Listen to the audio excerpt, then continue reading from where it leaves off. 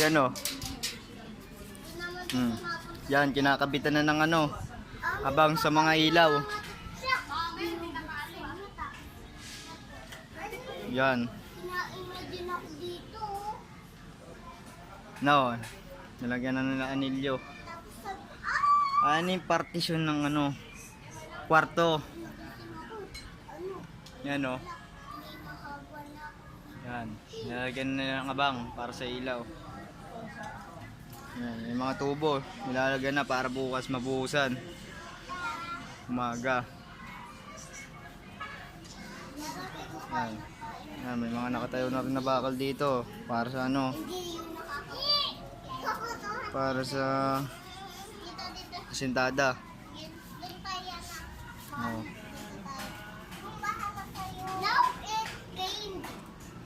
Yung tubong nakatayo na yan,